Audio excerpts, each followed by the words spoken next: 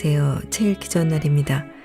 오늘 소개할 책은 사람, 인생, 운명 이야기, 산다는 거, 그리고 잘 산다는 거. 지은이는 김태규, 발행은 더메이커입니다. 이 책은 30여 년 운명을 연구해온 명리학자인 김태규 저자가 사람들의 운명을 관찰하고 깨달은 바를 담은 책입니다. 자연순환 운명학은 그가 독자적으로 세운 명리학 이론 체계인데요. 이를 바탕으로 자연의 순환, 인생의 순환에 대해 글을 쓰고 그림을 그립니다. 책의 곳곳에 저자가 그린 그림들이 수록되어 있는데요. 그림은 글과 함께 저자가 자연과 인생의 순환에 대해 얘기하는 주요한 방식이라고 합니다. 저자는 산다는 것이 무엇인가요? 잘 산다는 것이 무엇인가요? 묻고서는 자신의 이야기를 풀어놓습니다. 이 책은 그 이야기들이 오랜 세월 차곡차곡 쌓여 만든 매일매일의 기록입니다. 이 책에는 저자가 수많은 사람들과 만나 나눈 슬픔, 기쁨, 아픔, 고통, 행복들이 빼곡하게 담겨 있습니다. 잔잔한 위로도 있고 인생에 대한 통찰도 있습니다. 뿐만 아니라 성공과 실패, 부와 명예, 욕망과 싸움 등 살아가면서 우리가 마주하게 되는 것들에 대한 조언들로 가득합니다. 자, 그럼 지금부터 잠시 책 속으로 들어가 보겠습니다. 오늘도 책 읽기 좋은 날과 함께 즐거운 시간 되세요. 구독, 좋아요, 알림 설정은 사랑입니다.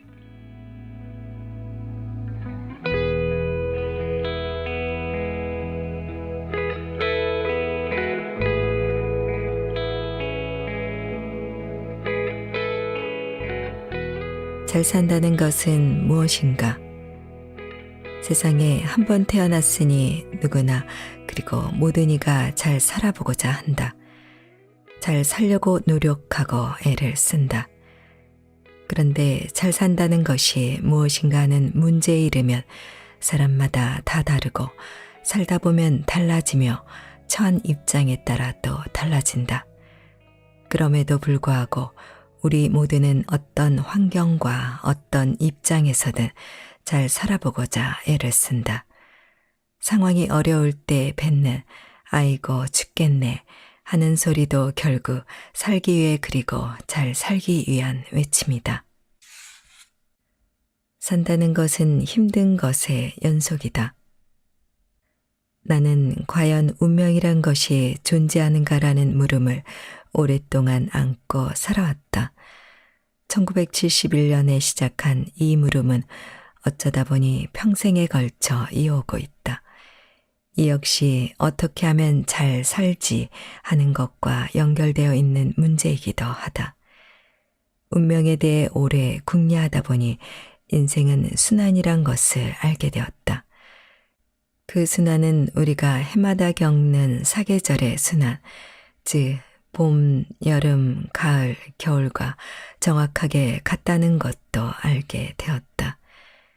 만물이 소생하는 계절인 봄은 희망의 계절이자 가장 힘든 계절이다. 여름은 그야말로 욕망의 계절이다. 한껏 욕심을 내고 의욕을 가지고 앞으로 전진해가는 때이다. 가을은 결실의 계절이기에 나름 많은 것이 풍족하니 좋은 계절이다. 그러고 나면 겨울인데 겨울에는 모든 것이 휴지기에 들어간다. 다만 태어난 연월 일시에 따라 시작하는 계절이 저마다 달라 어떤 이는 가을에 태어나서 겨울을 보낸 다음 봄을 맞이하고 여름으로 이어가고 또 어떤 이는 여름에 태어나서 가을을 보내고 겨울과 봄, 다시 여름으로 이어간다. 상담을 하다 보면 다양한 계절을 지나고 있는 사람들을 마주하기 마련이다. 그런데 신기한 것은 힘들지 않다고 얘기하는 사람이 없다는 점이다. 그것은 한참 풍요의 계절인 가을을 보내고 있는 사람 역시도 마찬가지였다. 당신은 결실의 계절인 가을을 보내고 있네요. 좋은 때입니다. 그래요. 그런대로 괜찮기는 하지만 그만큼 힘든 일도 많습니다. 의례 이렇다. 왜 그럴까? 산다는 것은 힘든 것의 연속이기 때문이기 때문에 그렇다. 끊임없이 이런저런 문제가 생기고 그걸 해결하고 견디는 것의 연속이기 때문에 그렇다. 그렇다고 산다는 것이 고통의 연속인 것만은 아니다. 운이 어떻든 간에 고통은 끊임없지만 또 한편으로는 그것을 보상해주는 삶의 즐거움, 일종의 보상 또한 끊임없이 주어진다. 고통과 즐거움의 균형을 잡아가기에 우리는 살아가고 또 살아갈 수 있는 것이다. 그러니 산다는 것은 고통과 괴로움 그리고 그것에 대한 보상의 연속이라고 말할 수 있다. 나아가서 잘 산다는 것 역시 고통과 괴로움 없이 지내는 상태는 아니란 점이다. 잘 살든 못 살든 우리는 고통과 괴로움 그리고 그것에 대한 보상이 연속인 삶을 살 수밖에 없다. 그렇다면 잘 산다는 것은 과연 무엇일까? 잘 산다는 것, 그리고 행복. 배가 고프다가 밥을 잘 먹고 나면 행복하다. 피곤할 때 푹 잘 자고 나면 개운하고 즐거워서 행복감을 느낀다. 어려운 시험에 합격하면 행복하다. 하지만 그 만족감은 얼마 가지 않는다. 좋은 사람을 만나서 진지하게 사랑을 하면 행복하다. 하지만 그 달콤함 역시 오래 이어지진 않는다. 시간이 지나면 권태감도 생긴다. 돈이 없어 궁핍하다가 돈이 생기면 즐겁고 돈을 많이 벌면 행복하다. 하지만 이 역시 얼마 가지 않아서 행복감은 사라진다. 우리가 살면서 때론 어느 한순간 그 순간에 영원히 머물고 싶을 정도로 강렬한 행복감을 느끼기도 한다. 물론 지나간다. 시간은 흐르기 마련이고 강렬한 행복감도 시간의 흐름과 함께 소멸된다. 뭐든 그렇다. 결국 우리는 행복한 상태에 지속적으로 머물 수가 없다. 우리는 기본적으로 행복 또는 행복한 상태에 머물 수 없도록 만들어져 있게 그렇다. 즉 행복은 지속될 수도 없고 또 행복의 지속을 추구하는 것이 잘 사는 것은 아니라는 얘기다. 잘 산다는 것, 더 줄여서 산다는 것과 행복하게 사는 것은 다른 얘기이다. 그렇다면 잘 산다는 것은 과연 무엇인가? 우리 모두 한 번 태어나서 한 번 산다. 모두가 인생의 초행길이다. 그러니 어떻게 살아야 할까요? 잘 산다는 게 뭘까요? 같은 질문에 이렇다라고 자신 있게 말할 수 있는 사람은 없다. 다만 나는 운명에 대해서 오랫동안 연구해 오면서 통찰을 쌓았고 그리고 그 과정에서 수많은 사람들을 만나며 인생 이야기를 쌓았다. 그래서 산다는 것에 대해 할 얘기가 좀 있다고 말해도 되겠다. 정말이지 그간의 21년에 걸쳐 상담을 하면서 많은 사람들을 만나왔다. 수많은 운명 사례와 다양한 입장과 처지, 어려움을 듣고 판단도 해주고 조언도 해주는 과정에서 들은 사연이 엄청나게 많다. 그분들이 실은 나에게 산다는 것, 그리고 잘 산다는 것이 무엇인지에 대해 일러주었다.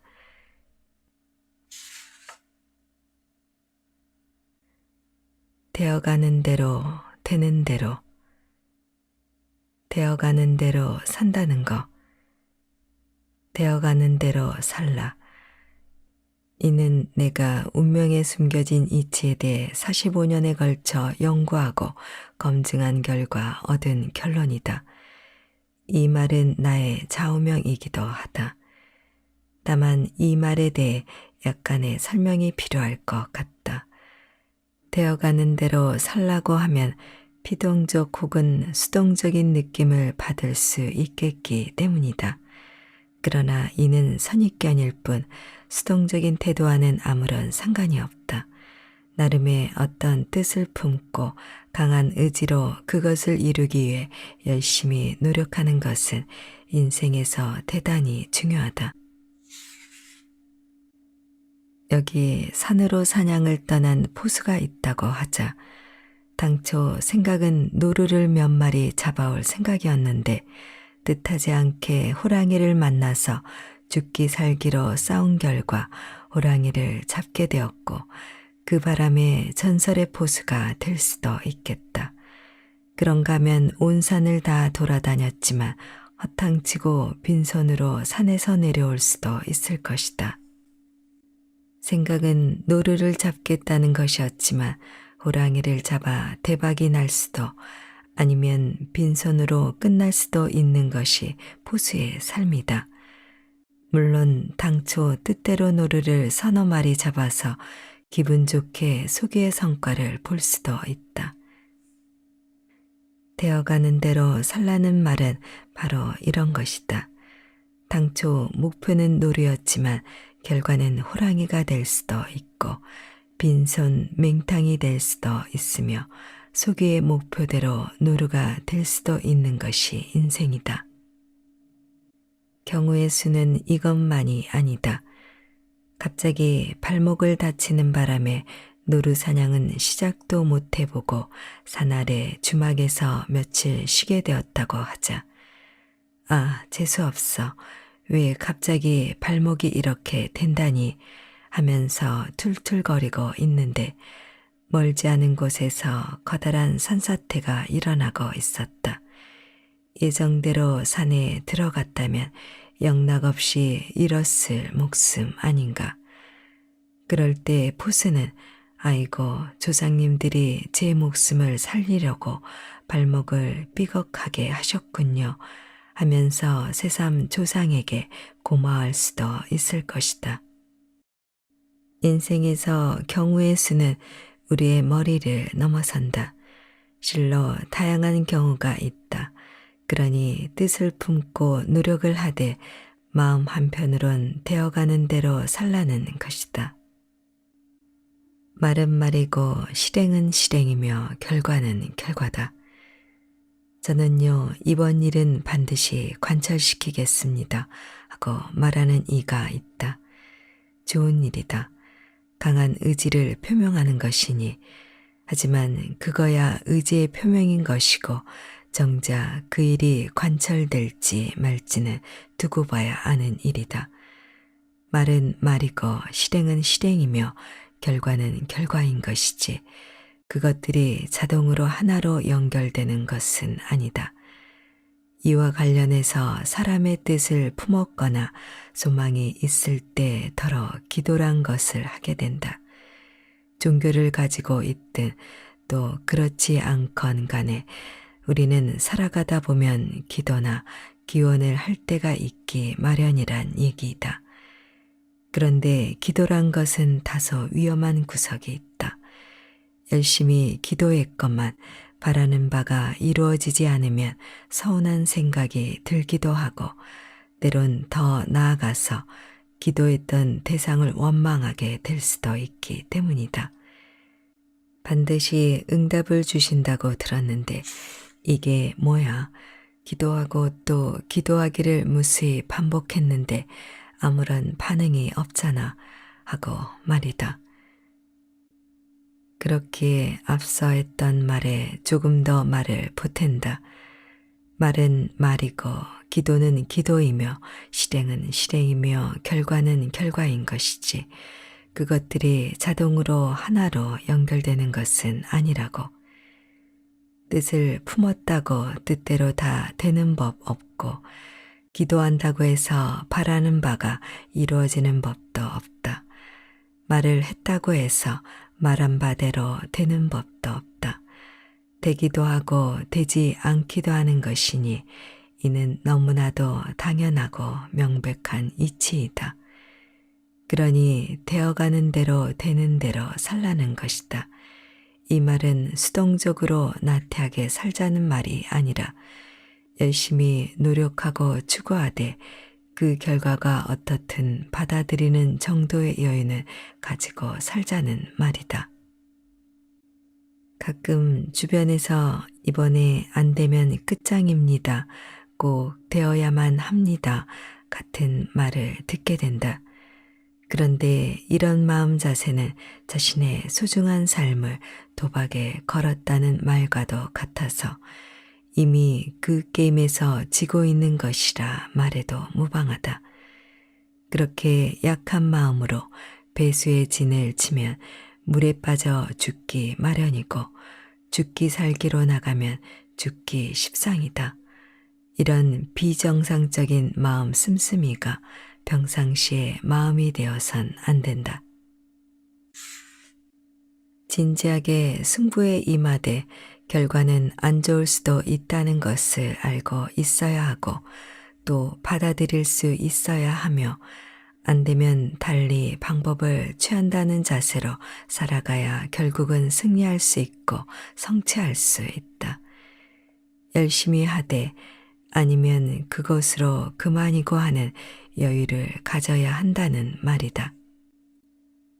뜻을 품었으되 되어가는 대로 산다는 것은 지극히 강인하고 건강한 마음 자세이다. 일희일비가 아니라 먼 안목으로 길게 인생 승부를 가져가는 사람만이 되어가는 대로 되는 대로 살아가면서도 즐겁고 유쾌하게 살 수 있으며 또 크게 성취할 수 있다. 일에 집중하기 위해 기합을 넣다 보면 숨을 쉬기 어렵다. 하지만 언제까지고 숨을 참고 살 순 없는 노릇이다. 또 숨 한 번 들이쉬고 내쉬는 것으로 길고 긴 인생 경험이 마무리되는 것도 아니다.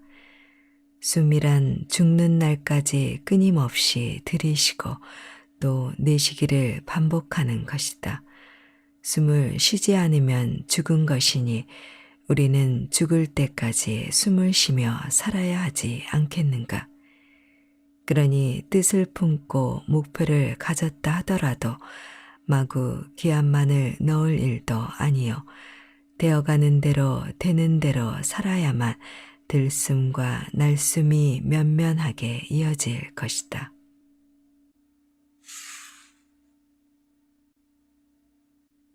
욕망하기에 고생한다. 이게 우리 삶의 진정한 모습이다.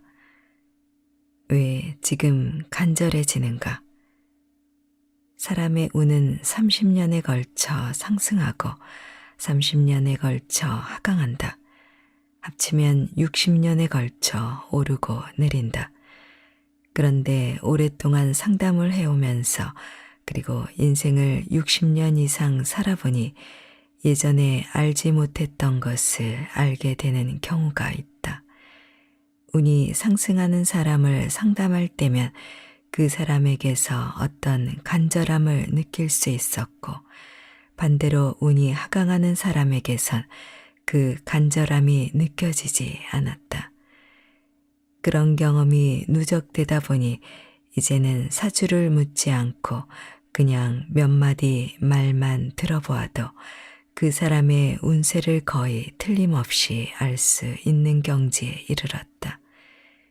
경험의 반복, 즉 숙달이란 이런 것이 아닌가 하는 생각이 든다. 간절한 마음을 가진 자는 운세가 상승하는 자이고 때가 되면 나름 무언가를 얻거나 이루게 될 것이다. 반대로 간절함이 없는 자는 지금 당장은 무난하고 좋아 보여도 때가 되면 무언가를 잃게 될 것이다.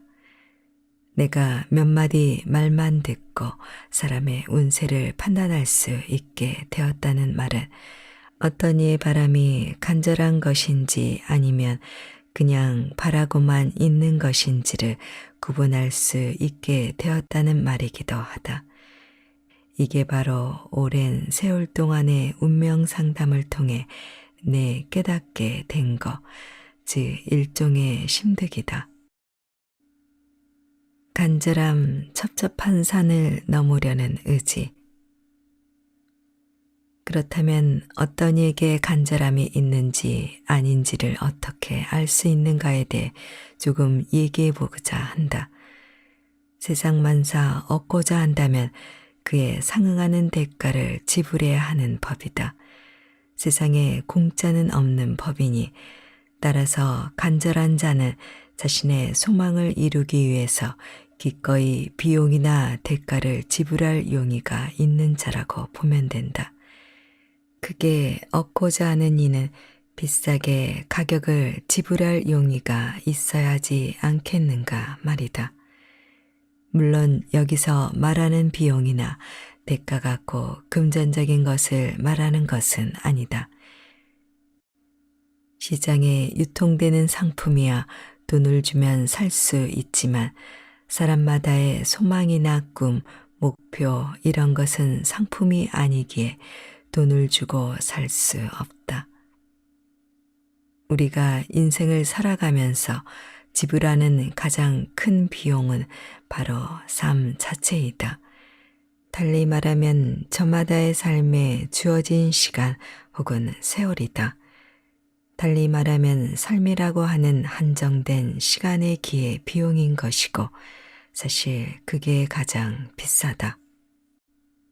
가령 어떤 이가 어떤 목표를 달성하기 위해 내 인생 전체를 다 바쳐도 전혀 아깝거나 억울하지 않다고 마음먹고 이를 위해 매진하고 있다면 그 어떤 이는 간절함을 품은 자이다. 자신의 뜻하는 바를 이루기 위해 전리길이라도 달려가겠다는 마음, 즉 불원천리에 용의가 있다면 그 자는 간절함을 지닌 자이다. 원하는 것을 얻기 위해 천리만리의 험한 길을 가다 보면 갖은 노고와 어려움이 있을 것은 당연한 이치인 바, 이를 마다하지 않겠다는 마음이 바로 간절함이라 하겠다.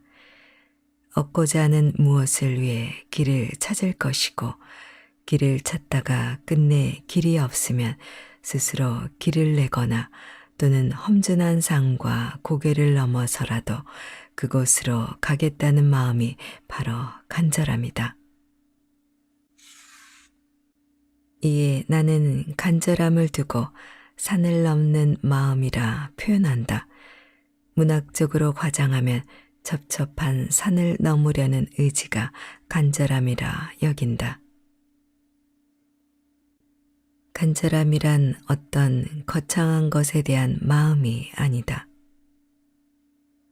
이렇게 말하고 있으니 간절함이란 어떤 거창한 것에 대한 마음이라 오해할 수도 있겠다. 하지만 결코 거창한 소망에 대한 것만은 아니다. 내가 상담에서 만난 한 여자의 인생 이야기를 하면서 간절함에 대해 얘기해보고 싶다. 어려서 부친이 집안을 돌보지 않고 늘 바깥으로 나도는 바람에 빈곤하고 우울한 10대 시절을 보낸 분의 이야기이다. 그분은 결심하고 다짐했다고 한다. 단란한 가정을 이루어서 자녀에게만은 그런 슬픔과 아픔을 안겨주지 않겠다고. 그래서 결혼을 하면서도 상대 남성의 능력이나 재력, 용모나 매력이 아니라 가정적이고 건실한 사람인가를 우선으로 살폈다. 그런데 그게 또 쉬운 일은 아니어서 가리고 골라 결혼을 했음에도 상황은 자신이 원하는 방향으로 흘러가지 않았다. 남편은 다른 여자와 사랑에 빠져 가정을 돌보지 않았다. 그런 가운데도 그분은 인내하며 자녀를 지키고 돌보는데 전력을 다했다. 남편이 돈을 가져다 주지 않아 부족한 생활비를 이런저런 잡일을 통해 메워야 했고 그런 중에도 자녀들을 최선을 다해 보살폈다. 이렇게 세월이 흐르는 사이에 남편은 암에 걸려 세상을 떠났고 그분은 일손을 놓지 않고 이어가며 아이들을 홀로 챙겼다. 간단히 말하면 평생 고생만 하며 사는 것이다. 결국 두 자녀는 모두 훌륭하게 성장했다. 아들은 변호사가 되어 활발하게 활동하고 있고 둘째인 딸은 유학을 다녀와서 외국계 금융회사에서 전문가로 일하고 있다고 한다. 언 나이 70을 훌쩍 넘기고 손자를 셋이나 둔 할머니가 된 그분은 자신의 삶은 그냥 전쟁터였다고 회고했다. 이제 더는 바라는 것도 없고 그냥 건강이나 돌보면서 살면 되는 거 아니냐고 심정을 토로했다. 더 이상 제겐 어떤 간절한 마음은 없습니다. 어쨌거나 소망하는 바를 이루었으니 말입니다. 사랑받으며 살아온 인생은 아니지만 그렇다고 제 인생이 실패한 것은 아니잖아요. 사실 저는 크게 성공했죠. 먼저 간 남편이 좋은 사람이라 하긴 그렇지만 그래도 가끔 그리울 때가 있네요. 제가 미쳤나 봅니다. 그분의 사주팔자를 살펴보니 20살 시절에 60년 운세 순환에 있어 입춘 바닥이었다. 20대 후반에 결혼했고 남편을 잃은 것은 40대 후반의 때였다. 억척같이 일하면서 재래시장 한 구석에 어렵게 얻은 가게가 잘 되는 바람에 자녀들 학비도 될 수 있었고 또 재산도 좀 불릴 수 있었다고 한다. 그분의 운세는 다시 입춘 바닥이 얼마 남지 않은 상태였다. 하지만 소원을 이루었으니 아쉬울 것도 없다는 그분의 말에 나는 고개만 끄덕일 뿐이었다. 그저 잘 살아오셨네요. 훌륭하십니다. 성공하셨습니다. 라고 말할 뿐이었다. 위로의 말이 아니라 진심으로 그렇게 여겼다. 비록 단란한 가정을 이루었다고 말하긴 어렵지만 그분은 긴 세월 간절한 마음을 잃지 않고 인생의 산과 물을 수없이 넘고 건너왔기에 그렇다. 스스로 노력하는 마음, 그건 간절함에서 온다. 이른바 운이 상승 중이란 말은 일이 쉽게 풀려나가거나 뜻하지 않은 행운이 찾아드는 것을 말하는 것이 아니다. 운이 상승한다는 것은 간절함을 간직하고 소망을 이룰 때까지 기꺼이 어려운 길을 가겠다는 마음이 있다는 것이다. 고생을 하더라도 열정을 가지고 고생을 마다하지 않는 마음이 있다면 운이 상승 중이라는 얘기다. 운이 하강한다는 말은 원하는 바를 성취했거나 또 그로 인해 이제 또다시 천리길을 떠날 생각이 없거나 그런 열정이 없는 것이다. 운이 하강 중이라는 얘기이다. 하늘은 스스로 돕는 자를 돕는다는 말이 있다. 스스로 노력하는 마음, 그건 간절함에서 온다. 사람들은 어려울 때 흔히 귀인을 찾기도 하지만 귀인 역시 스스로 노력하는 자를 돕는 법이다. 소망이 있고 그를 위해 기꺼이 비용을 치를 용의가 있다면 그건 간절함이 있는 것이고 소망이 있지만 그를 위해 비용을 치를 용의가 없다면 그거는 그저 헛된 바람인 셈이다. 백년하청이란 말은 어느 세월의 일이 이루어지겠냐는 뜻으로 쓰이지만 100년이 걸려서라도 일이 이루어질 수만 있다면 이를 희망으로 삼아 노력하는 자가 있다면 이 사람이야말로 진실로 간절함을 가진 자가 아니겠는가. 잘 살려면 잘 싸워야 한다. 예전에 어떤 글에서 사랑하며 살아야만 잘 사는 것이란 말을 했다. 오늘은 잘 사는데 필요한 또 한 가지에 대해 얘기하고자 한다. 바로 싸움이다. 세상에 태어나 사랑하며 살아야만 잘 사는 것이지만 동시에 잘 싸울 줄 알아야만 잘 살 수 있다는 말이다. 어릴 적 부모님에게서 세상 험하다는 얘기를 많이 들었던 기억이 난다. 그때마다 막연히 두려운 생각이 들곤 했다. 조영남의 모란동백 노랫말에도 세상은 바람 불고 고달파라 라는 구절이 있으니 그 역시 세상 험하다는 말이다. 잘 싸우고 잘 이길 줄 모르면 잘 살 수가 없다. 그렇다면 왜 세상이 험하고 어려운가? 무엇보다도 세상은 싸우는 곳이고 싸워야 하는 곳이기 때문이다. 싸워야 하고 싸우지 않으면 안 되는 세상인 탓에 잘 싸우고 잘 이길 줄 모르면 잘 살 수가 없다는 결론이 나온다. 이는 아주 대단히 간단하고 명징한 이치이다. 아기가 태어나 대여섯 살쯤 되면 또래 아이들과 어울리면서 나름의 사회생활을 시작한다. 그럴 때 부모들은 흔히 친구들과 싸우지 말고 사이좋게 놀아야 한다는 말을 해준다. 평화의 메시지이다. 하지만 평화의 메시지는 어쩌면 이게 마지막일 것이다. 아이가 초등학교 입학할 무렵이면 부모의 말이 은근슬쩍 달라진다. 노골적으로 싸움을 강요하진 않지만 결국은 잘 싸워야 한다는 의미를 주입하기 시작한다. 공부 열심히 해, 공부 잘해야 한다는 식의 말이 그것이다. 그건 공부를 통해 열심히 싸우고 잘 싸우라는 말이고 경쟁자인 다른 아이들을 상대로 잘 싸우라는 말이다. 이는 이미 투쟁의 메시지이다.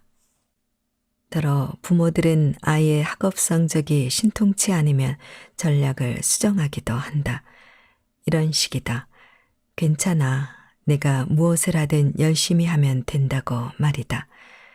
이 또한 분야를 바꿔서라도 열심히 싸워야 한다는 말이다. 긴 말할 거 없을 것 같다. 세상 모든 부모가 자녀에게 전달하는 핵심의 교육 메시지는 바로 잘 싸워야 한다는 것으로 요약된다. 예전엔 그래도 어른들이 착하게 살아야 한다는 말을 해주기도 했던 것 같은데 최근엔 거의 들리지 않는다. 착하게 사는 것과 잘 싸우는 것, 이 두 가지 메시지는 파고들면 들수록 정면에서 충돌하는 까닭에 갈등과 모순을 해결할 길이 없다. 그 바람에 최근엔 거의 찾아보기 어렵다. 착해야 한다는 말이 인내하라는 것인지 양보하라는 것인지 현실의 힘과 압력에 대해 순종하고 수용하라는 것인지 그 의미가 확실하지도 않지만 어쨌거나 잘 싸우라는 말과는 거리가 먼 것만큼은 사실이다. 운이란 결국 열정이다. 운이란 무엇인가를 한마디로 정의하면 그 사람의 열정이라고 말할 수 있다. 하지만 열정이 있다고 해서 주변 사람과 갈등이 사라지거나 하는 일이 술술 풀리진 않는다. 열정이 강하다 보니 때로는 주변과 마찰을 빚는 일도 생긴다. 그러니까 운이 좋다고 해서 모든 일이 풀리고 고민이 없는 상황이 펼쳐지는 것은 절대 아니다. 그런 건 살아있는 한 만나기 어렵다. 인생은 그 전체가 고생이고 고통이다. 그렇게 시타르타는 인생은 고통의 바다라고 하지 않았는가? 그렇다면 운이 좋다 또는 운이 상승한다는 어떤 상태를 말하는가? 가령 문제가 생기면 그로 인해 고통을 받지만 그 문제에 대해 성찰하고 반성하고 어떻게 해서든 상황에 적응하거나 해결하려고 노력하게 된다. 그런 중에 일이 풀리기도 하고 문제가 해결되기도 한다. 그러면 그를 통해 사람은 성장하고 발전한다. 이게 바로 운이 좋다고 하는 것이다. 이번만큼은 안 돼요. 절대 안 돼요. 이런 얘기를 가끔 듣는다. 이건 고통받기 싫다는 얘기일 뿐이다. 일이 될지 안 될지 그건 모르는 일이다. 다만 운이 좋다면, 운이 상승 중이라면 일이 되지 않는다고 해도 좌절하지 않고 다시 노력하고 애를 쓰게 된다. 그 노력을 반복하다 보면 일이 될 가능성이 높아지고 그러다 보면 이루어진다. 상식을 벗어나는 일은 대단히 드물다. 세상 이치는 간단하다. 공짜는 없고 절로 되는 일 또한 없다. 일만 시간의 법칙이란 말이 빈말이 아니다. 옆에서 보면 어떤 일이 절로 된 것처럼 보일 때가 있다. 하지만 그게 쉽게 된 일이 아니다. 오랜 시간에 걸친 노력을 보지 못했기 때문에 쉽게 된 것처럼 보이는 것뿐이다. 대수의 법칙, 즉 큰 숫자의 법칙이란 게 있다. 시도를 빈번하게 하고 자주 하다 보면 목적하는 일이 이루어진다는 것이다. 물론 열정을 갖고 시도를 반복하는 일 그 자체도 실은 고통이다. 이리에도 안 되고 저리에도 안 될 때도 많다. 하지만 해낼 수 있으리란 믿음 하나로 시도를 반복하는 사람이 있다면 그 사람의 운은 지금 한창 상승 중이라 봐도 무방하다. 운 그리고 열정은 지속 시간이 정해져 있다. 운이란 열정이라 했는데 열정이란 건 역시 무한히 이어지거나 샘솟는 것이 아니다. 타고난 열정의 크기는 사람에 따라 다르겠지만 열정의 지속 시간은 누구에게나 한정되어 있다. 운 그리고 열정이란 것은 생성과 소멸을 반복한다. 소멸하면 겨울이고 서서히 생겨나기 시작하면 봄이다. 그리고 펄펄 끓어오르면 여름이고 그러면서 서서히 소진되어 가면 그게 가을이다. 전체에서 60년의 사이클이고 한 계절은 각각 15년이다. 60년의 사이클을 밥 짓는 것에 비유해 보는 것도 재미있다. 밥을 하기 위해 솥에 쌀을 씻어 넣고 물을 잡는다. 겨울의 끝이자 봄의 시작인 입춘이다. 전원을 올리면 솥 안에 열이 들어오기 시작한다. 봄의 끝이자 여름의 시작인 이파이다.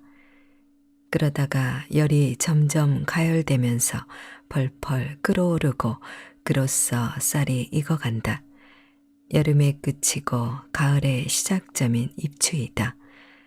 하지만 이건 아직 익어가는 쌀이지 밥은 아니다. 이제 솥 안의 열기가 식어가면서 뜸이 들고 바야흐로 밥이 만들어진다. 이게 가을의 끝이자 겨울의 시작인 입동이다. 이제 밥 짓는 일이 마무리되었다. 밥을 먹을 수 있다. 겨울인 것이다. 열정이 소진되는 순간 성취한다. 사람들은 돈을 원하고 성취를 원한다. 그걸 밥이라 해보자. 밥이 언제 되는가 하면 겨울의 입구인 입동에서다. 이 대목에서 중요한 점은 열정 소멸과 동시에 성취가 이루어진다는 점이다. 내적 에너지인 열정과 외적 성과가 서로 교환된다고 보면 되겠다. 잘 생각해 보면 이거야말로 삶의 놀라운 역설이다. 저는 언제쯤이면 일이 술술 풀릴까요 하고 묻는 이가 있다. 그러면 얘기해 준다. 당신의 열정이 소진되는 순간에 일이 이루어진다고, 다 때가 있다고.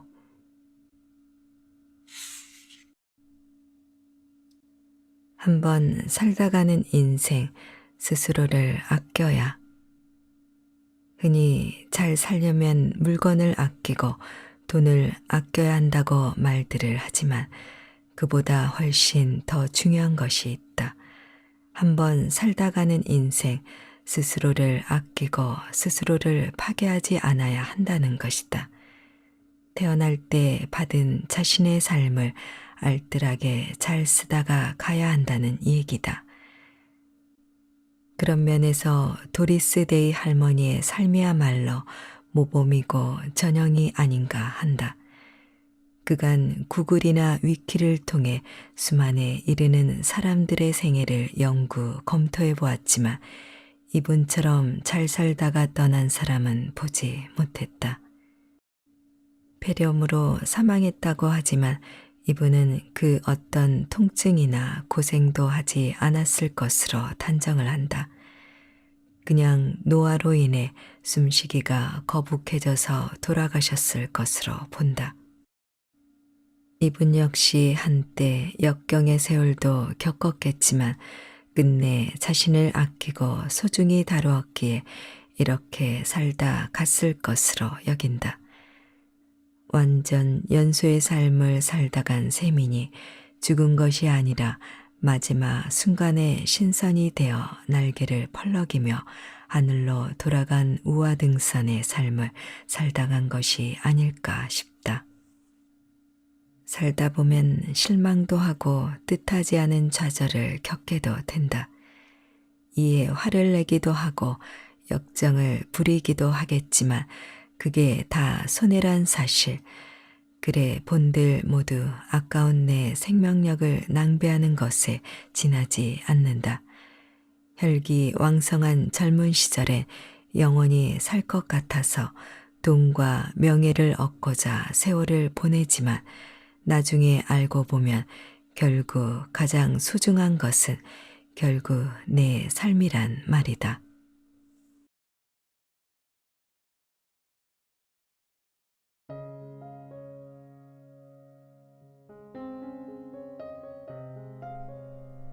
지금부터 한 번 더 읽어드리겠습니다.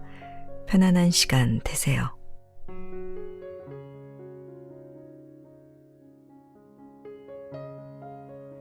잘 산다는 것은 무엇인가? 세상에 한 번 태어났으니 누구나 그리고 모든 이가 잘 살아보고자 한다. 잘 살려고 노력하고 애를 쓴다. 그런데 잘 산다는 것이 무엇인가 하는 문제에 이르면 사람마다 다 다르고 살다 보면 달라지며 처한 입장에 따라 또 달라진다. 그럼에도 불구하고 우리 모두는 어떤 환경과 어떤 입장에서든 잘 살아보고자 애를 쓴다.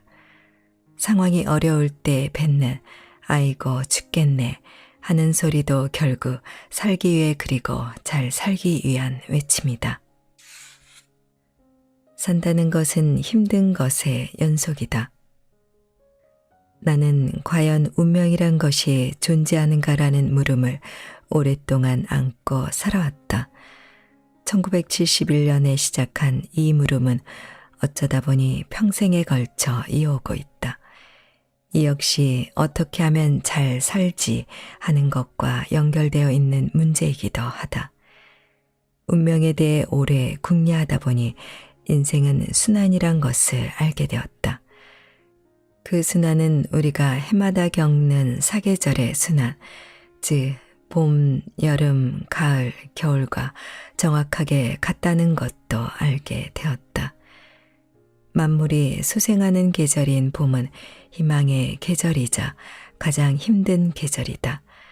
여름은 그야말로 욕망의 계절이다. 한껏 욕심을 내고 의욕을 가지고 앞으로 전진해가는 때이다. 가을은 결실의 계절이기에 나름 많은 것이 풍족하니 좋은 계절이다. 그러고 나면 겨울인데 겨울에는 모든 것이 휴지기에 들어간다. 다만 태어난 연월 일시에 따라 시작하는 계절이 저마다 달라 어떤 이는 가을에 태어나서 겨울을 보낸 다음 봄을 맞이하고 여름으로 이어가고 또 어떤 이는 여름에 태어나서 가을을 보내고 겨울과 봄, 다시 여름으로 이어간다. 상담을 하다 보면 다양한 계절을 지나고 있는 사람들을 마주하기 마련이다. 그런데 신기한 것은 힘들지 않다고 얘기하는 사람이 없다는 점이다. 그것은 한참 풍요의 계절인 가을을 보내고 있는 사람 역시도 마찬가지였다. 당신은 결실의 계절인 가을을 보내고 있네요. 좋은 때입니다. 그래요. 그런대로 괜찮기는 하지만 그만큼 힘든 일도 많습니다. 의례 이렇다. 왜 그럴까? 산다는 것은 힘든 것의 연속이기 때문이기 때문에 그렇다. 끊임없이 이런저런 문제가 생기고 그걸 해결하고 견디는 것의 연속이기 때문에 그렇다. 그렇다고 산다는 것이 고통의 연속인 것만은 아니다. 운이 어떻든 간에 고통은 끊임없지만 또 한편으로는 그것을 보상해주는 삶의 즐거움, 일종의 보상 또한 끊임없이 주어진다.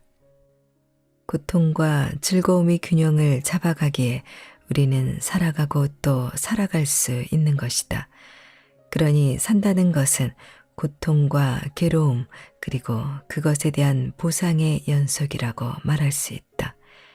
나아가서 잘 산다는 것 역시 고통과 괴로움 없이 지내는 상태는 아니란 점이다. 잘 살든 못 살든 우리는 고통과 괴로움 그리고 그것에 대한 보상이 연속인 삶을 살 수밖에 없다. 그렇다면 잘 산다는 것은 과연 무엇일까? 잘 산다는 것, 그리고 행복. 배가 고프다가 밥을 잘 먹고 나면 행복하다. 피곤할 때 부 잘 자고 나면 개운하고 즐거워서 행복감을 느낀다. 어려운 시험에 합격하면 행복하다. 하지만 그 만족감은 얼마 가지 않는다. 좋은 사람을 만나서 진지하게 사랑을 하면 행복하다. 하지만 그 달콤함 역시 오래 이어지진 않는다. 시간이 지나면 권태감도 생긴다. 돈이 없어 궁핍하다가 돈이 생기면 즐겁고 돈을 많이 벌면 행복하다. 하지만 이 역시 얼마 가지 않아서 행복감은 사라진다. 우리가 살면서 때론 어느 한순간 그 순간에 영원히 머물고 싶을 정도로 강렬한 행복감을 느끼기도 한다. 물론 지나간다. 시간은 흐르기 마련이고 강렬한 행복감도 시간의 흐름과 함께 소멸된다. 뭐든 그렇다. 결국 우리는 행복한 상태에 지속적으로 머물 수가 없다. 우리는 기본적으로 행복 또는 행복한 상태에 머물 수 없도록 만들어져 있기에 그렇다. 즉 행복은 지속될 수도 없고 또 행복의 지속을 추구하는 것이 잘 사는 것은 아니라는 얘기다. 잘 산다는 것, 더 줄여서 산다는 것과 행복하게 사는 것은 다른 얘기이다. 그렇다면 잘 산다는 것은 과연 무엇인가? 우리 모두 한 번 태어나서 한 번 산다. 모두가 인생의 초행길이다. 그러니 어떻게 살아야 할까요? 잘 산다는 게 뭘까요? 같은 질문에 이렇다라고 자신 있게 말할 수 있는 사람은 없다. 다만 나는 운명에 대해서 오랫동안 연구해 오면서 통찰을 쌓았고 그리고 그 과정에서 수많은 사람들을 만나며 인생 이야기를 쌓았다. 그래서 산다는 것에 대해 할 얘기가 좀 있다고 말해도 되겠다. 정말이지 그간의 21년에 걸쳐 상담을 하면서 많은 사람들을 만나왔다. 수많은 운명 사례와 다양한 입장과 처지, 어려움을 듣고 판단도 해주고 조언도 해주는 과정에서 들은 사연이 엄청나게 많다. 그분들이 실은 나에게 산다는 것, 그리고 잘 산다는 것이 무엇인지에 대해 일러주었다.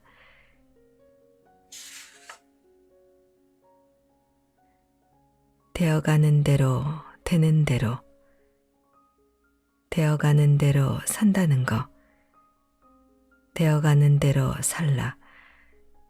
이는 내가 운명에 숨겨진 이치에 대해 45년에 걸쳐 연구하고 검증한 결과 얻은 결론이다. 이 말은 나의 좌우명이기도 하다. 다만 이 말에 대해 약간의 설명이 필요할 것 같다. 되어가는 대로 살라고 하면 피동적 혹은 수동적인 느낌을 받을 수 있겠기 때문이다. 그러나 이는 선입견일 뿐 수동적인 태도와는 아무런 상관이 없다.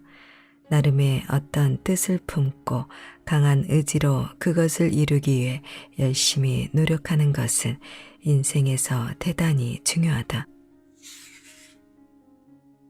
여기 산으로 사냥을 떠난 포수가 있다고 하자. 당초 생각은 노루를 몇 마리 잡아올 생각이었는데 뜻하지 않게 호랑이를 만나서 죽기 살기로 싸운 결과 호랑이를 잡게 되었고 그 바람에 전설의 포수가 될 수도 있겠다. 그런가 하면 온 산을 다 돌아다녔지만 허탕치고 빈손으로 산에서 내려올 수도 있을 것이다. 생각은 노루를 잡겠다는 것이었지만 호랑이를 잡아 대박이 날 수도 아니면 빈손으로 끝날 수도 있는 것이 포수의 삶이다. 물론 당초 뜻대로 노루를 서너 마리 잡아서 기분 좋게 소기의 성과를 볼 수도 있다. 되어가는 대로 살라는 말은 바로 이런 것이다. 당초 목표는 노루였지만 결과는 호랑이가 될 수도 있고 빈손 맹탕이 될 수도 있으며 소기의 목표대로 노루가 될 수도 있는 것이 인생이다. 경우의 수는 이것만이 아니다. 갑자기 발목을 다치는 바람에 노루 사냥은 시작도 못 해보고 산 아래 주막에서 며칠 쉬게 되었다고 하자. 아, 재수없어.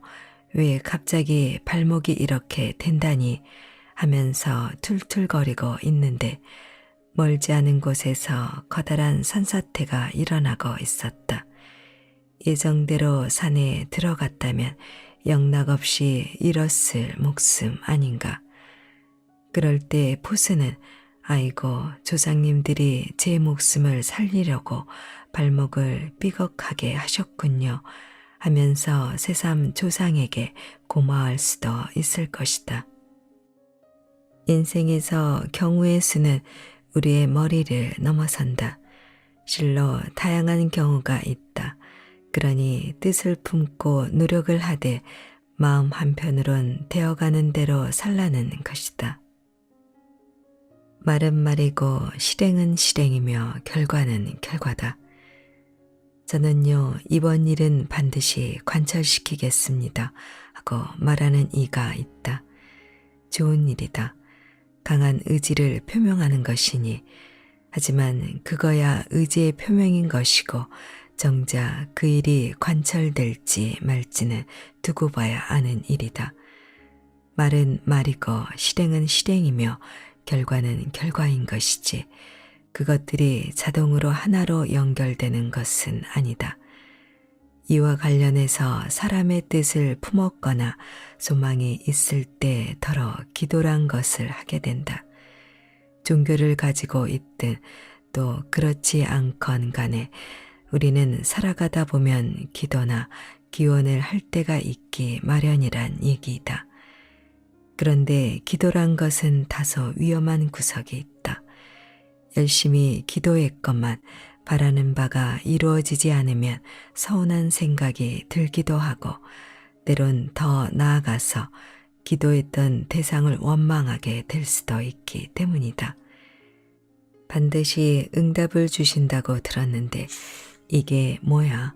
기도하고 또 기도하기를 무수히 반복했는데 아무런 반응이 없잖아 하고 말이다.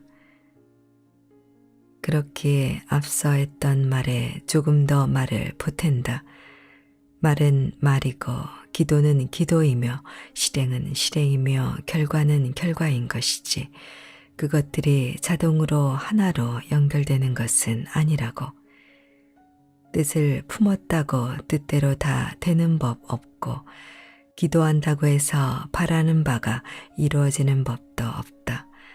말을 했다고 해서 말한 바대로 되는 법도 없다. 되기도 하고 되지 않기도 하는 것이니 이는 너무나도 당연하고 명백한 이치이다. 그러니 되어가는 대로 되는 대로 살라는 것이다. 이 말은 수동적으로 나태하게 살자는 말이 아니라 열심히 노력하고 추구하되 그 결과가 어떻든 받아들이는 정도의 여유는 가지고 살자는 말이다. 가끔 주변에서 이번에 안 되면 끝장입니다. 꼭 되어야만 합니다. 같은 말을 듣게 된다. 그런데 이런 마음 자세는 자신의 소중한 삶을 도박에 걸었다는 말과도 같아서 이미 그 게임에서 지고 있는 것이라 말해도 무방하다. 그렇게 약한 마음으로 배수의 진을 치면 물에 빠져 죽기 마련이고 죽기 살기로 나가면 죽기 십상이다. 이런 비정상적인 마음 씀씀이가 평상시에 마음이 되어선 안 된다. 진지하게 승부에 임하되 결과는 안 좋을 수도 있다는 것을 알고 있어야 하고 또 받아들일 수 있어야 하며 안 되면 달리 방법을 취한다는 자세로 살아가야 결국은 승리할 수 있고 성취할 수 있다. 열심히 하되 아니면 그것으로 그만이고 하는 여유를 가져야 한다는 말이다.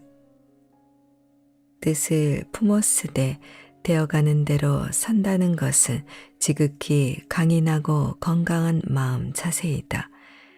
일희일비가 아니라 먼 안목으로 길게 인생 승부를 가져가는 사람만이 되어가는 대로 되는 대로 살아가면서도 즐겁고 유쾌하게 살 수 있으며 또 크게 성취할 수 있다. 일에 집중하기 위해 기압을 넣다 보면 숨을 쉬기 어렵다. 하지만 언제까지고 숨을 참고 살 순 없는 노릇이다. 또 숨 한 번 들이쉬고 내쉬는 것으로 길고 긴 인생 경험이 마무리되는 것도 아니다. 숨이란 죽는 날까지 끊임없이 들이쉬고 또 내쉬기를 반복하는 것이다. 숨을 쉬지 않으면 죽은 것이니 우리는 죽을 때까지 숨을 쉬며 살아야 하지 않겠는가? 그러니 뜻을 품고 목표를 가졌다 하더라도 마구 기합만을 넣을 일도 아니요. 되어가는 대로 되는 대로 살아야만 들숨과 날숨이 면면하게 이어질 것이다.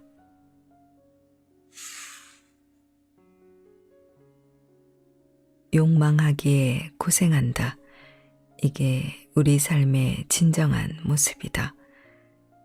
왜 지금 간절해지는가? 사람의 운은 30년에 걸쳐 상승하고 30년에 걸쳐 하강한다. 합치면 60년에 걸쳐 오르고 내린다. 그런데 오랫동안 상담을 해오면서 그리고 인생을 60년 이상 살아보니 예전에 알지 못했던 것을 알게 되는 경우가 있다. 운이 상승하는 사람을 상담할 때면 그 사람에게서 어떤 간절함을 느낄 수 있었고 반대로 운이 하강하는 사람에게선 그 간절함이 느껴지지 않았다. 그런 경험이 누적되다 보니 이제는 사주를 묻지 않고 그냥 몇 마디 말만 들어보아도 그 사람의 운세를 거의 틀림없이 알 수 있는 경지에 이르렀다. 경험의 반복, 즉 숙달이란 이런 것이 아닌가 하는 생각이 든다. 간절한 마음을 가진 자는 운세가 상승하는 자이고 때가 되면 나름 무언가를 얻거나 이루게 될 것이다. 반대로 간절함이 없는 자는 지금 당장은 무난하고 좋아 보여도 때가 되면 무언가를 잃게 될 것이다. 내가 몇 마디 말만 듣고 사람의 운세를 판단할 수 있게 되었다는 말은 어떤 이의 바람이 간절한 것인지 아니면 그냥 바라고만 있는 것인지를 구분할 수 있게 되었다는 말이기도 하다. 이게 바로 오랜 세월 동안의 운명 상담을 통해 내 깨닫게 된 것, 즉 일종의 심득이다. 간절함, 첩첩한 산을 넘으려는 의지. 그렇다면 어떤 이에게 간절함이 있는지 아닌지를 어떻게 알 수 있는가에 대해 조금 얘기해 보고자 한다. 세상 만사 얻고자 한다면 그에 상응하는 대가를 지불해야 하는 법이다. 세상에 공짜는 없는 법이니 따라서 간절한 자는 자신의 소망을 이루기 위해서 기꺼이 비용이나 대가를 지불할 용의가 있는 자라고 보면 된다. 크게 얻고자 하는 이는 비싸게 가격을 지불할 용의가 있어야지 않겠는가 말이다. 물론 여기서 말하는 비용이나 대가 같고 금전적인 것을 말하는 것은 아니다. 시장에 유통되는 상품이야 돈을 주면 살 수 있지만 사람마다의 소망이나 꿈, 목표 이런 것은 상품이 아니기에 돈을 주고 살 수 없다. 우리가 인생을 살아가면서 지불하는 가장 큰 비용은 바로 삶 자체이다. 달리 말하면 저마다의 삶에 주어진 시간 혹은 세월이다. 달리 말하면 삶이라고 하는 한정된 시간의 기회 비용인 것이고 사실 그게 가장 비싸다. 가령 어떤 이가 어떤 목표를 달성하기 위해 내 인생 전체를 다 바쳐도 전혀 아깝거나 억울하지 않다고 마음먹고 이를 위해 매진하고 있다면 그 어떤 이는 간절함을 품은 자이다. 자신의 뜻하는 바를 이루기 위해 전리길이라도 달려가겠다는 마음, 즉 불원천리에 용의가 있다면 그 자는 간절함을 지닌 자이다. 원하는 것을 얻기 위해 천리만리의 험한 길을 가다 보면 갖은 노고와 어려움이 있을 것은 당연한 이치인 바, 이를 마다하지 않겠다는 마음이 바로 간절함이라 하겠다. 얻고자 하는 무엇을 위해 길을 찾을 것이고 길을 찾다가 끝내 길이 없으면 스스로 길을 내거나 또는 험준한 산과 고개를 넘어서라도 그곳으로 가겠다는 마음이 바로 간절함이다.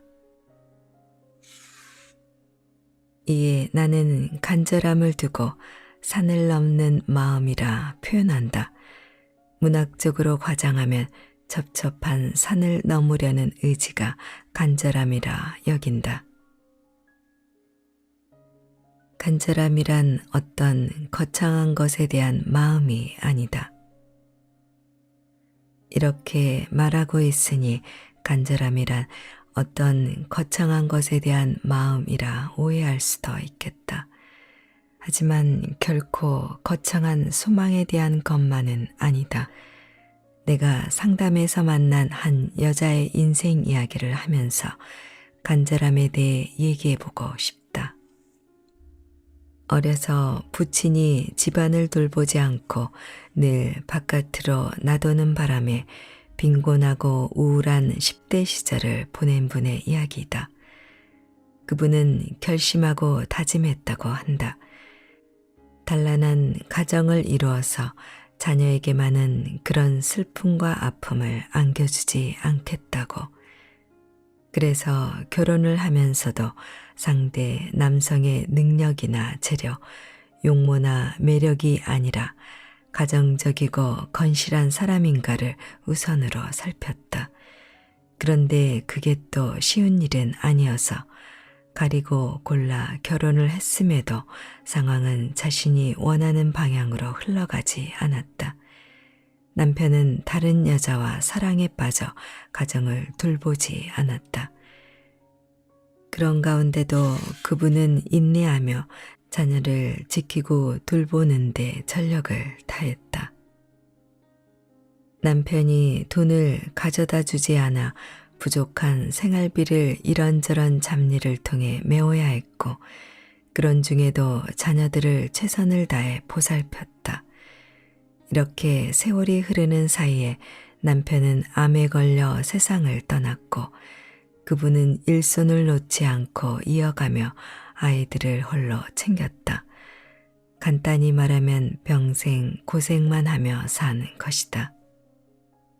결국 두 자녀는 모두 훌륭하게 성장했다.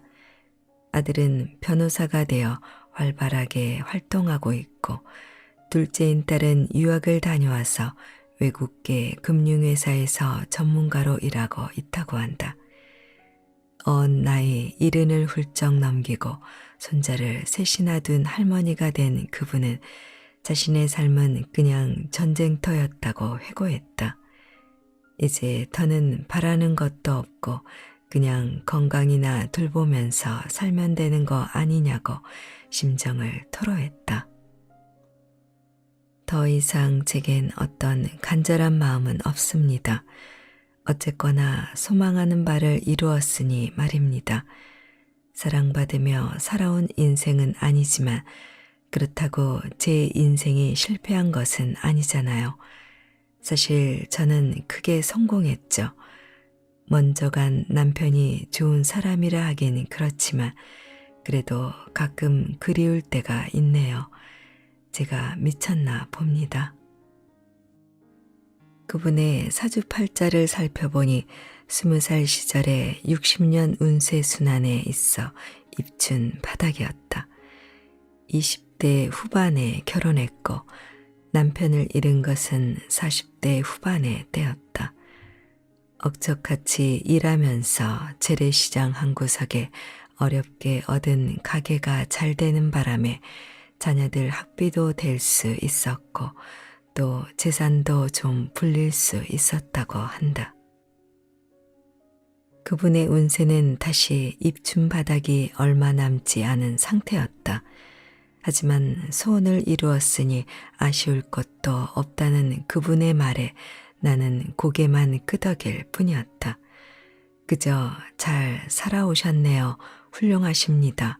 성공하셨습니다. 라고 말할 뿐이었다. 위로의 말이 아니라 진심으로 그렇게 여겼다.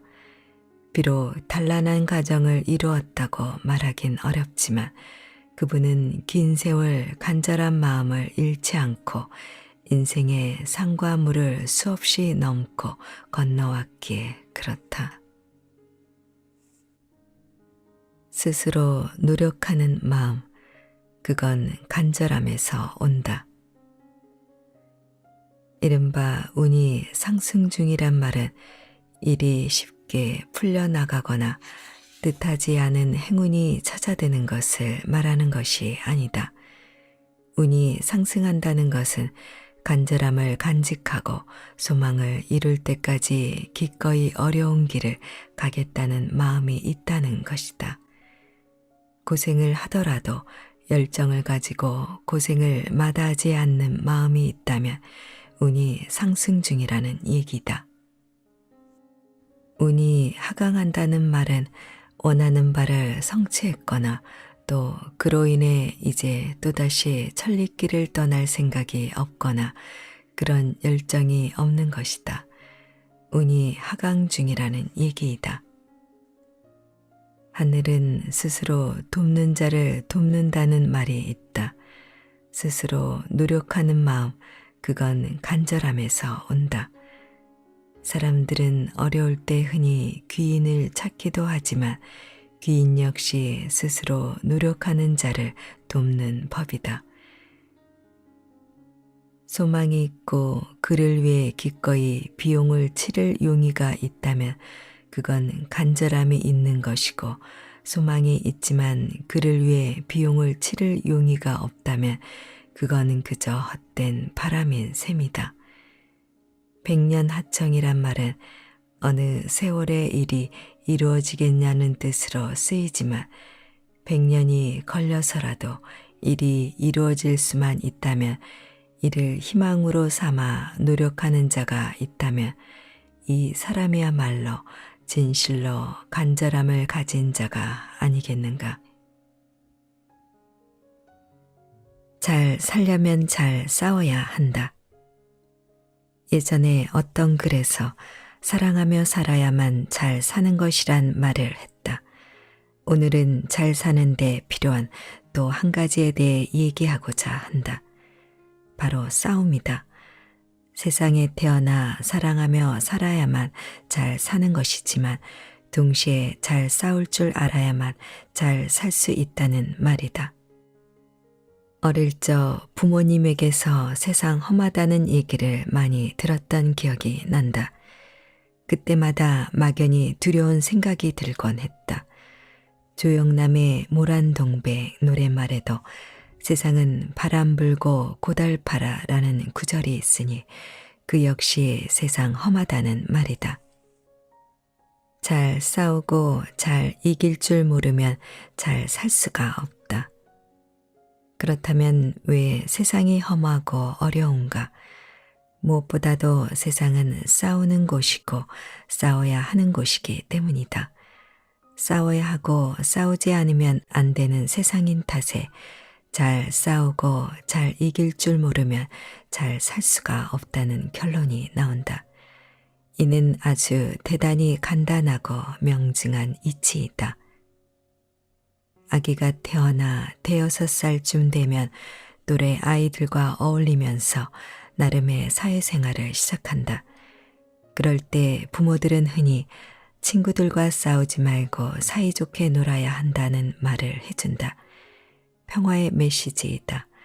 하지만 평화의 메시지는 어쩌면 이게 마지막일 것이다. 아이가 초등학교 입학할 무렵이면 부모의 말이 은근슬쩍 달라진다. 노골적으로 싸움을 강요하진 않지만 결국은 잘 싸워야 한다는 의미를 주입하기 시작한다. 공부 열심히 해, 공부 잘해야 한다는 식의 말이 그것이다.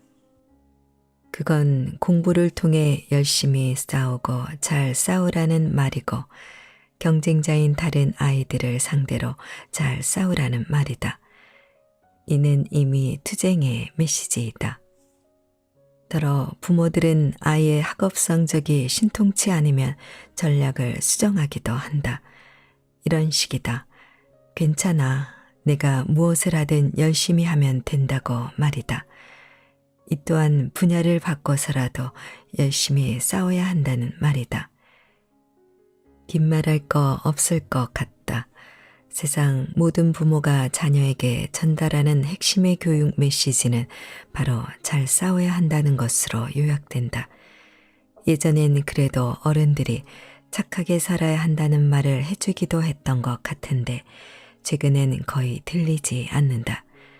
착하게 사는 것과 잘 싸우는 것, 이 두 가지 메시지는 파고들면 들수록 정면에서 충돌하는 까닭에 갈등과 모순을 해결할 길이 없다. 그 바람에 최근에는 거의 찾아보기 어렵다.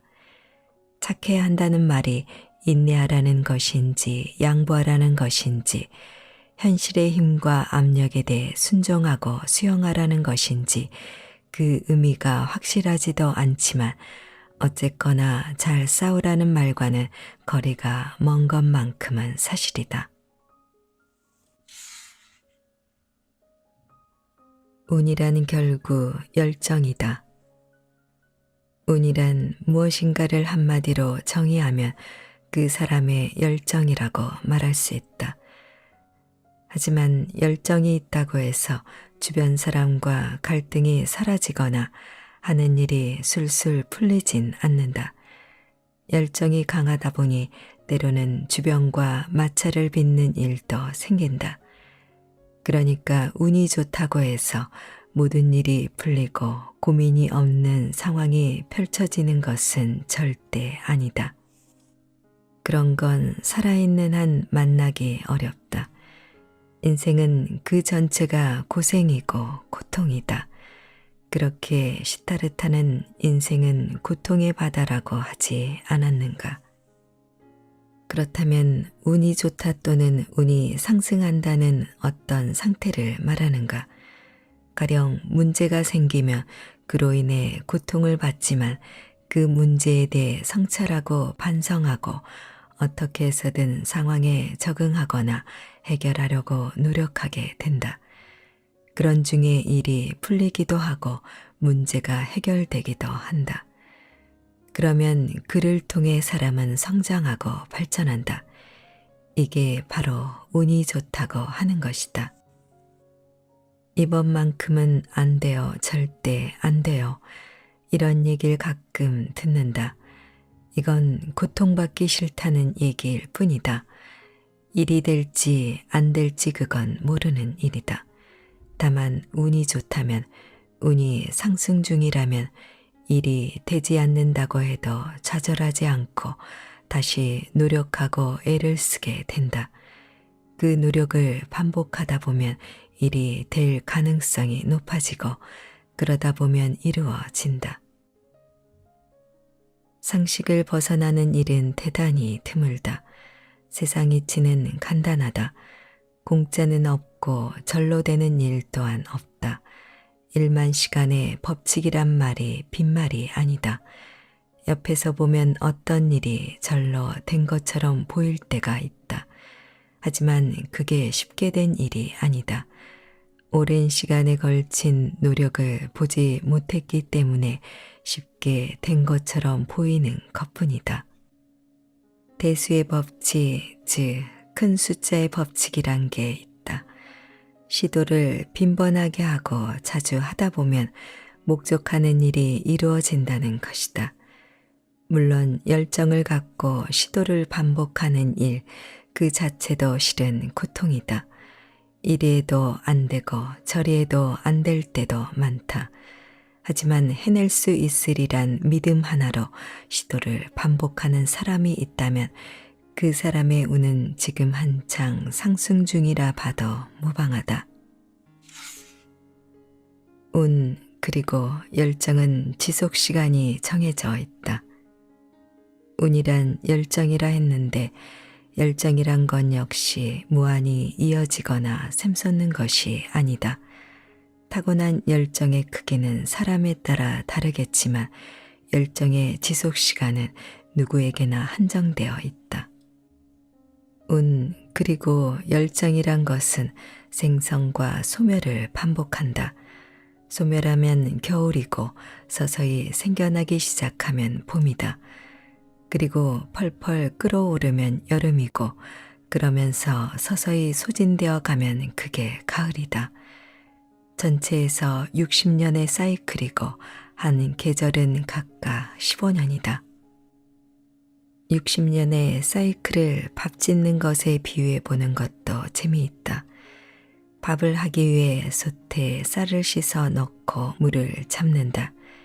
겨울의 끝이자 봄의 시작인 입춘이다. 전원을 올리면 솥 안에 열이 들어오기 시작한다. 봄의 끝이자 여름의 시작인 입하이다. 그러다가 열이 점점 가열되면서 펄펄 끓어오르고 그로써 쌀이 익어간다. 여름의 끝이고 가을의 시작점인 입추이다.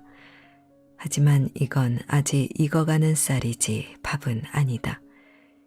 이제 솥 안의 열기가 식어가면서 뜸이 들고 바야흐로 밥이 만들어진다. 이게 가을의 끝이자 겨울의 시작인 입동이다. 이제 밥 짓는 일이 마무리되었다. 밥을 먹을 수 있다. 겨울인 것이다. 열정이 소진되는 순간 성취한다.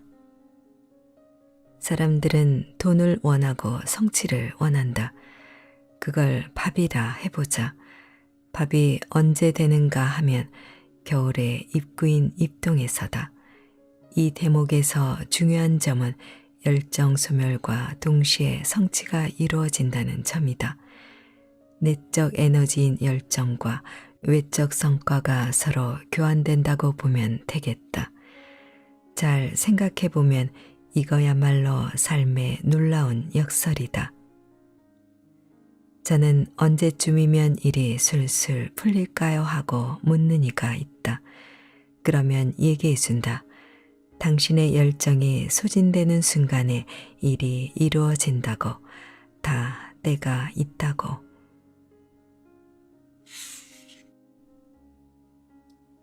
한번 살다가는 인생 스스로를 아껴야. 흔히 잘 살려면 물건을 아끼고 돈을 아껴야 한다고 말들을 하지만 그보다 훨씬 더 중요한 것이 있다. 한번 살다가는 인생 스스로를 아끼고 스스로를 파괴하지 않아야 한다는 것이다.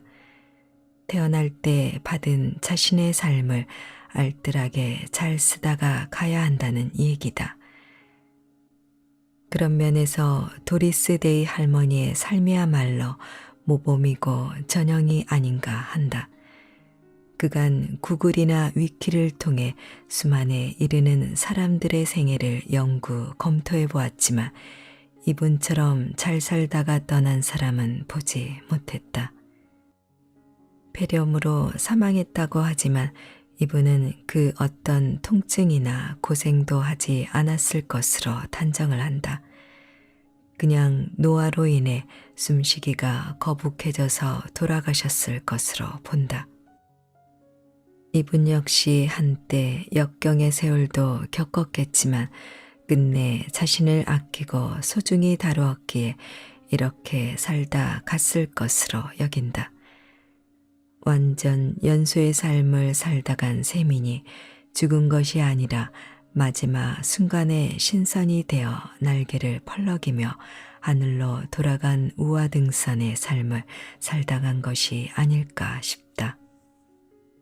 살다 보면 실망도 하고 뜻하지 않은 좌절을 겪게도 된다. 이에 화를 내기도 하고 역정을 부리기도 하겠지만 그게 다 손해란 사실. 그래 본들 모두 아까운 내 생명력을 낭비하는 것에 지나지 않는다. 혈기 왕성한 젊은 시절에 영원히 살 것 같아서 돈과 명예를 얻고자 세월을 보내지만 나중에 알고 보면 결국 가장 소중한 것은 결국 내 삶이란 말이다.